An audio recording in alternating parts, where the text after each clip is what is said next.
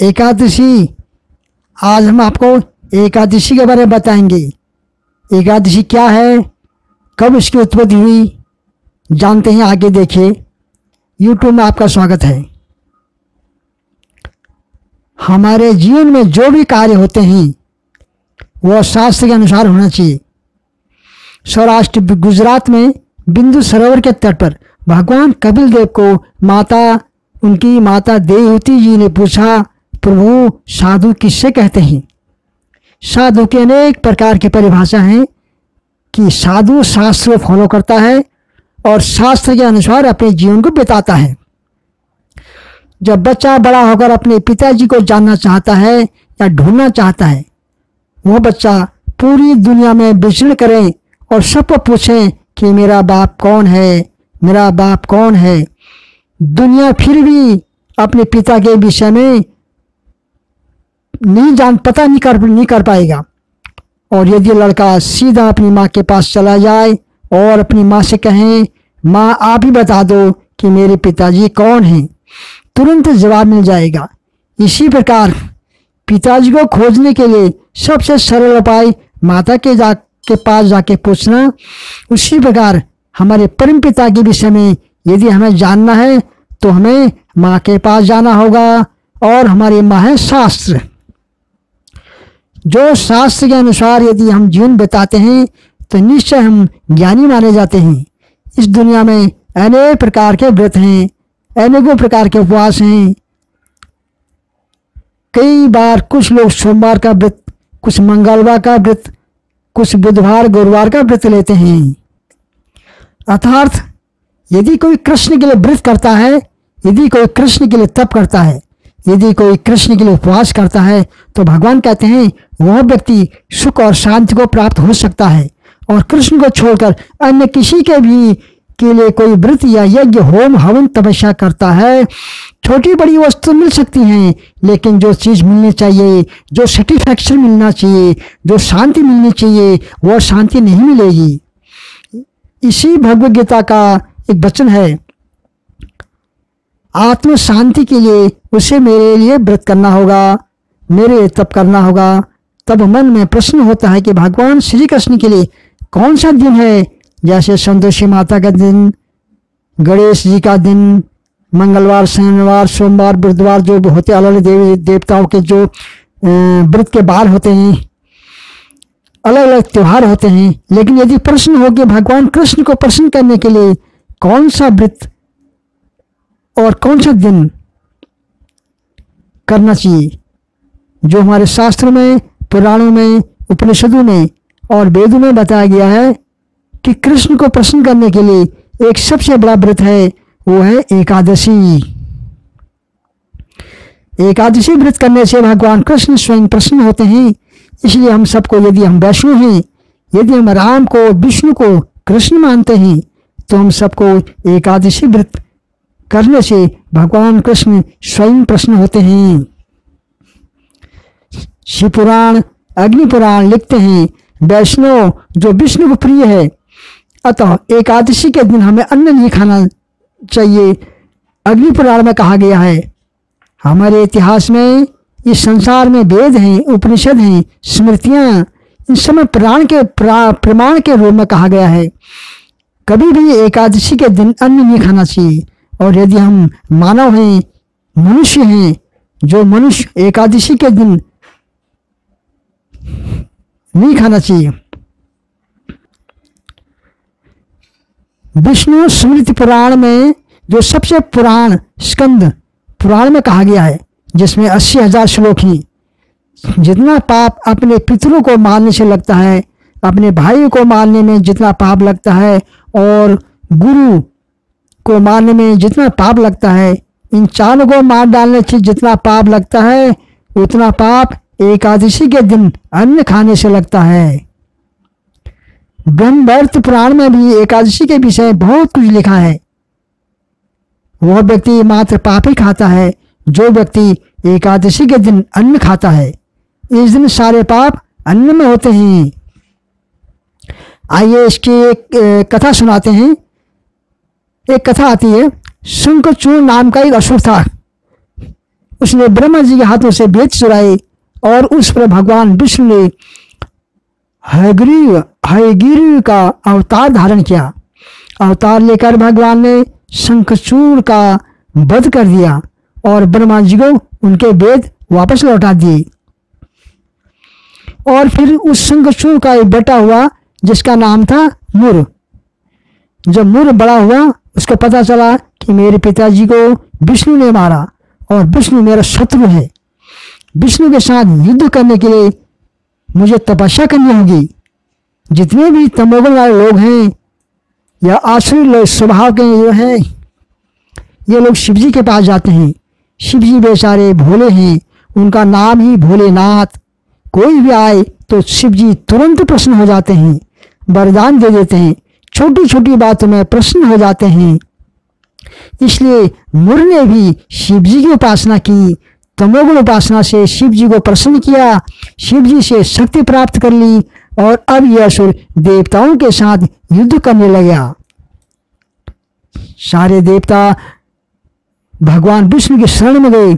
भगवान विष्णु ने कहा, कोई बात नहीं, आप युद्ध भूमि में जाओ, मैं आ रहा हूं।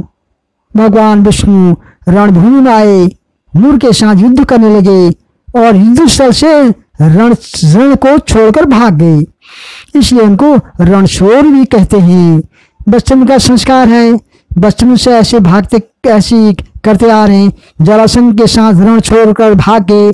बचपन में बाल गोपालों के साथ भी ऐसी लीला करते थे।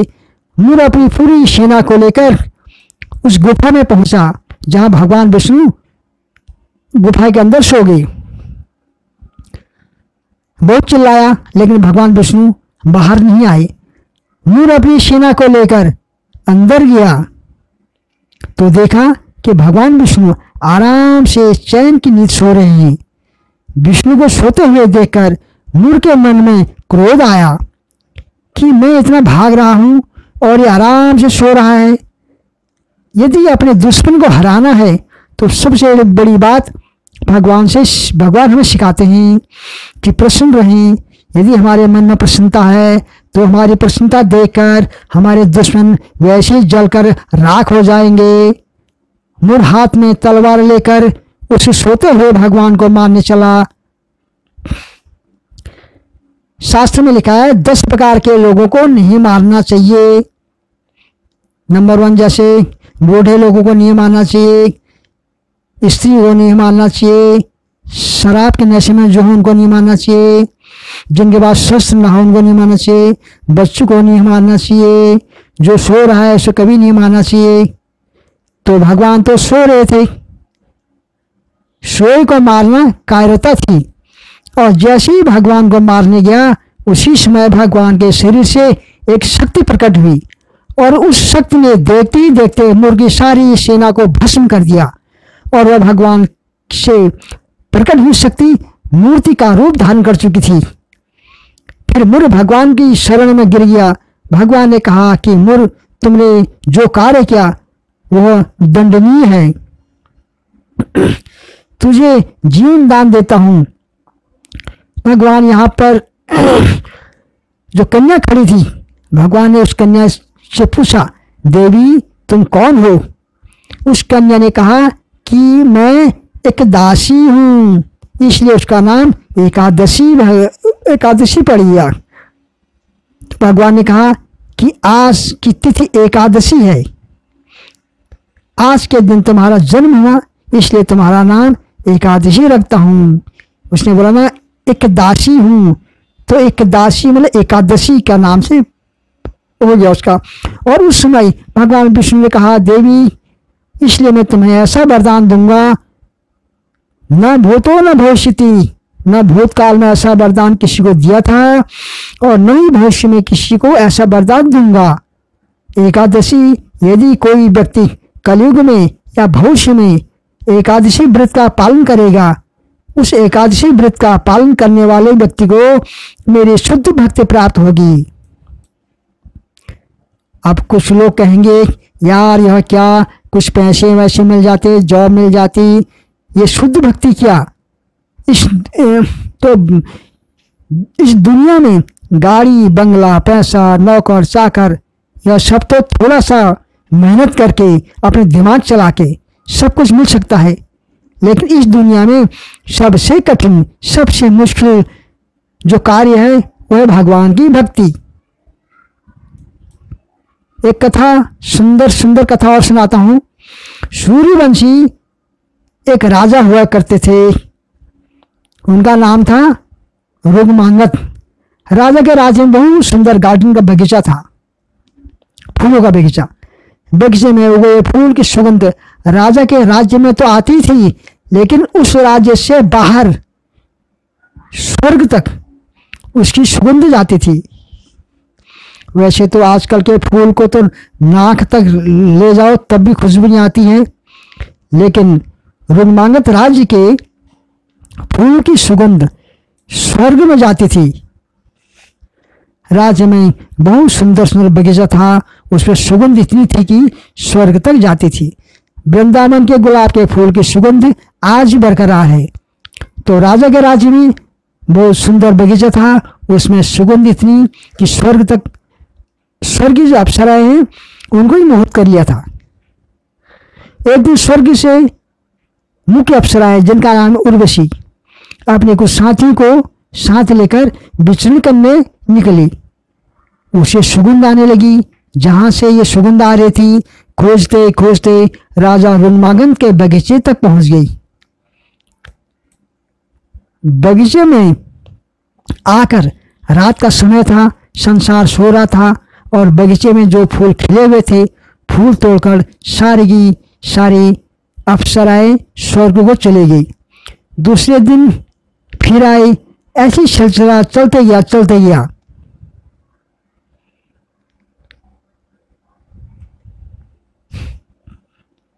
ये सिलसिला चल रहा था कि रात तो आए, सारी दुनिया सो जाए और फूल तोड़कर स्वर्ग को चले जाए। एक दिन की बात है, ये सारी सखियां उर्वशी के साथ बगीचे में फूल तोड़कर वापस लौट रही थी। सारी सखियां तो चली गई, लेकिन उर्वशी की जो साड़ी का पल्लू वो बैगन के पौधे के कांटे में अटक गया।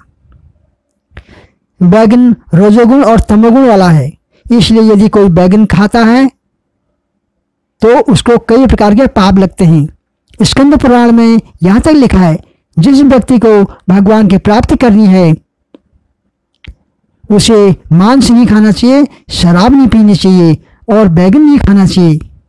एक सिद्धांत लागू होता है, अमृत भी हो लेकिन भगवान को भोग न लगाओ तो अमृत जहर के समान होता है, और जहर को यदि भगवान का भोग लगाया जाए तो अमृत हो जाता है। पत्रम पुष्पम फलम तोयम, गीता में श्री कृष्ण भगवान ने कहा है।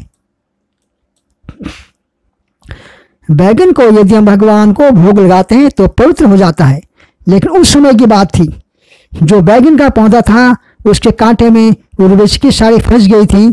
उर्वशी का सारा पुण्य क्षीण हो गया, तो सारा पुण्य समाप्त हो गया, इसलिए उर्वशी को स्वर्ग में वापस नहीं जा पाई। अन्य जो सहेलियां थी वह सब वापस चली गई, लेकिन उर्वशी वहीं रुक गई क्योंकि पुण्य क्षीण हो गए थे। भगवान गीता में कहते हैं पुण्य क्षीण होते ही इस धरती पर आना पड़ता है। उर्वशी को यहीं रहना पड़ा। अब उर्वशी रहने लगी, कृतज्ञ करने लगी, चिंता करने लगी। पृथ्वी का मानव सुबह से उठकर आएगा, पता नहीं मेरे साथ क्या करेगा, क्या व्यवहार करेगा। उसी समय राजा रुगमांग, आज छुट्टी का दिन था, अपने घर का ही बगीचे में घूमने का प्लान बनाया। उर्वशी ने दूर से देखा कि कोई मनुष्य आ रहा है मेरी ओर, और जोर जोर से रोने लगी। अब कहीं मेरे साथ क्या व्यवहार करेगा या मेरे ऊपर कैसी दृष्टि डालेगा, सोचकर उर्वशी रोने लगी। लेकिन यह राजा तो रघुवंशी था, सूर्यवंशी था। यहाँ पर जब वहां पर पहुंचे, उस देवी को रोते हुए देखा तो राजा ने पहला शब्द बोला, माँ। माँ, आप यहाँ क्या कर रही हो और आप क्यों रो रही हो? भक्तों, यह है हमारी संस्कृति। हमारी पत्नी को छोड़कर जितनी भी जगत में स्त्रियां हैं, उन सभी स्त्री को माँ मानना, माता मानना, यह हमारे वेदों की संस्कृति है।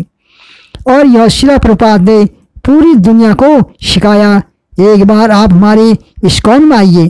प्रत्येक स्त्रियों को माताजी कहकर पुकारते हैं और प्रत्येक पुरुष को प्रभु जी करके कहा जाता है। कितनी सुंदर संस्कृति है, कितने सुंदर संस्कार हैं आज। और प्रत्येक पुरुषों को प्रभु जी कहा जाता है। यह संस्कार वाणी में आए और वाणी में आते आते आज नहीं तो कल वह मन में आ ही जाएगा। वेदों में यह संस्कार उतर जाएंगे। जिस प्रकार से राजा ने संबोधित किया, माँ आप यहाँ क्या कर रही हैं, आप कौन हैं, आप क्यों रो रही हैं। उसने अपना पूरा परिचय दिया। पहले शांत हुई, सोचा चलो मैंने जैसा सोचा था वैसा नहीं है, यह तो कुछ और ही है। और उसने अपनी सारी बात बताई कि बैगन के पौधे में मेरी साड़ी फंस गई है, इसलिए मेरे पुण्य क्षीण हो गए हैं। मैं यहाँ पर, अब मेरा कुछ करो, मुझे स्वर्ग भेजो। राजा ने कहा यदि मैं तुम्हें स्वर्ग भेज सकता तो मैं यहाँ क्यों रहता, मैं खुद ही चले जाता। ये धूल धक्कड़ में मैं यहाँ भटक रहा हूँ। यदि मैं तुम्हें भेज सकता तो हम खुद ही चला आता। उर्वशी ने कहा एक काम करो, किसी का पुण्य मुझे दो। तब उर्वशी ने कहा आपके राज्य में कोई एकादशी रहता है, क्योंकि उस दिन द्वादशी का दिन था। द्वादशी की सुबह हो चुकी थी। उर्वशी ने कहा आपके राज्य में कोई एकादशी रहता है। राजा ने बोला ये एकादशी क्या है, किस चीज़ का नाम है, हम तो एकादशी जानते नहीं है। उर्वशी ने कहा एक काम करो, कल एकादशी थी और कल के दिन गलती से भी कोई भूखा रह गया हो, कल के दिन किसी ने गलती से अन्न नहीं खाया हो, ऐसा कोई आदमी आपके राज्य में मिलेगा? ऐसा आदमी मिल सकते या नहीं मिल सकते, मैं चेक करके बता सकता हूँ। राजा ने बोला। राजा ने अपने आदमी को खोजने के लिए भेज दिया और ऐसा आदमी, राजा अपने आदमी को बोला ऐसा आदमी जिसने कल के दिन में भोजन नहीं किया हो। तो ढूंढते ढूंढते एक मिल गई। एक महिला एक दुकान में नौकरी करती थी। उसने एक दिन अपने मालिक का नुकसान कर देने से उसको उसके मालिक ने दंड दे दिया और उसको सारा दिन भूखा रहने दिया, उसको भोजन नहीं दिया। अब राजा के मंत्री वहां पहुंचे तो महिला रो रही थी। मंत्री ने पूछा क्यों रो रही हो? वह कहने लगी कि मुझे बहुत भूख लगी है, मैंने कल कुछ नहीं खाया। उसने कहा कि हम आप ही को खोज रहे हैं, आपको भोजन चाहिए खिलाएंगे, लेकिन पहले हमारे साथ चलो। वह मंत्री उस महिला को साथ में लेकर उर्वशी के पास आया और कहा महारानी जी इसने कल कुछ नहीं खाया, हालांकि एकादशी के कारण ही खाया था। उसने कहा एकादशी क्या होती है हमें पता नहीं है, हमने तो मजबूरी में नहीं खाया था। और उसने कहा कोई बात नहीं, जाने या अनजाने में एकादशी के दिन यदि कोई कुछ नहीं खाता है, अन्न नहीं खाता है, तो उसे एकादशी व्रत के बराबर फल प्राप्त होता है। उस स्त्री को कहा कि हाथ में जल लो और संकल्प करो कि कल तुमने जो व्रत किया है, जो निर्जला उपवास किया है, उसका फल तुम मुझे अर्पण करो। महिला ने वैसे किया, हाथ में जल लेकर निवेदन किया कि कल के दिन में जो भी मैं उपवास रही हूँ, अनजाने में भूखी रही हूँ और इसका कोई पुण्य है तो यह पुण्य मैं उर्वशी को प्रदान करती हूँ। इतना बोलते ही उर्वशी के शरीर से प्रकाश निकला और देखते ही देखते उस पूरे राज्य के सामने पृथ्वी से स्वर्ग के लोक में वापस चली गई। हमें आपसे इतना ही कहना है कि अनजाने में यदि एकादशी व्रत का पालन करें और कोई स्वर्ग में जा सकता है, तो जानबूझकर यदि कोई एकादशी व्रत करे तो वह कुछ प्राप्त नहीं कर सकता क्या? अवश्य कर सकता है, इसमें कोई संदेह नहीं है, इसमें कोई संशय नहीं है। इसलिए भक्तों एकादशी व्रत का हमें पालन करना चाहिए। बोलो एकादशी महोत्सव की जय।